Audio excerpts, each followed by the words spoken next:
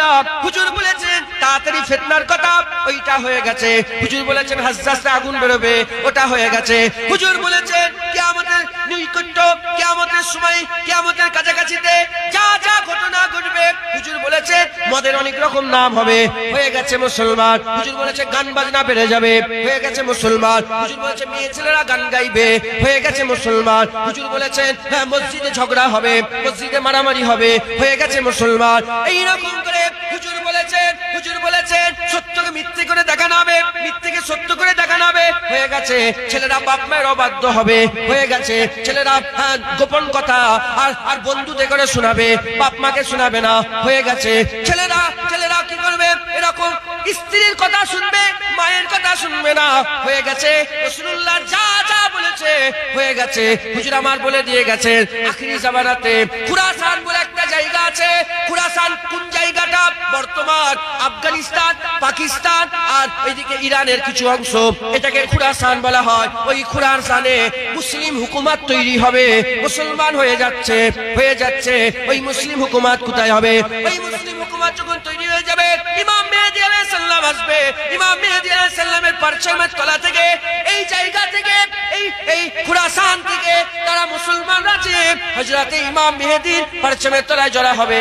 ইমাম মেহেদী আলাইহিস সালাম ওখান থেকে চলে যাবে কুতাব। ওখান থেকে হুজুর আবার কুস্তুনতুনিয়া বলে একটা জায়গা আছে, রোমের কুস্তুনতুনিয়া। ওই কুস্তুনতুনিয়া ফাতহ করবে। কুস্তুনতুনিয়া ফাতহ করার সঙ্গে সঙ্গে খবর পাওয়া যাবে দাজ্জাল বেরিয়ে গেছে। ওখান থেকে হযরতে ইমাম মেহেদী সব লস্কর নিয়ে কোথায় চলে যাবে? বাইতুল মুকাদ্দাস চলে যাবে। বাইতুল মুকাদ্দাসে, জেরুজালেম বাইতুল মুকাদ্দাসে চলে যাবে। ফজরের রক্ত হয়ে যাবে। নামাজ যখনই পড়াতে যাবে হঠাৎ করে দেখা হবে আসমান থেকে হযরতে ঈসা আলাইহিস সালাম নামছে। হযরতে ঈসা আলাইহিস সালামকে দেখে ইমাম মেহেদী পেছন দিকে চলে আসবে। পেছন দিকে এসে হুজুর আমার বলতে আরম্ভ করে দেবে, এই ঈসা আলাইহিস সালাম আপনি ইমামতি করেন। হযরতে ঈসা আলাইহিস সালাম বলবে না, আমি উম্মত হয়ে এসেছি, আপনি আমার ইমাম, আপনি আমাদের ইমামতি জায়গায় দাঁড়িয়ে যান। মুসলমান সব কাছাকাছি এসে গেছে। তোমরা কি মনে করেছো সারা জীবন দুনিয়ায় থাকবে? হ্যাঁ, খুব সময় সংক্ষেপ। হুজুর যা যা ছোট ছোট যে ফিতনাগুলো বলেছে সব হুজুর বলছে আখিরি জামানাতে মানুষ খাবার দেওয়ার সাথে সাথে যেমন পানি দেয়, খাবার দেয়, ওই রকম তারা মহিলা দেখারও পেশ করবে। এখন বড় বড় সব রেস্টুরেন্টে, বড় বড় হোটেলে খেতে খাওয়াও দিচ্ছে, পানিও দিচ্ছে, মানে মদ দিচ্ছে, সবকিছু দিচ্ছে, তার সাথে সাথে জেনা করার লেগে মেয়েও দিচ্ছে। নাউজুবিল্লাহ বলবেন। হ্যাঁ, সব শুরু হয়েছে না?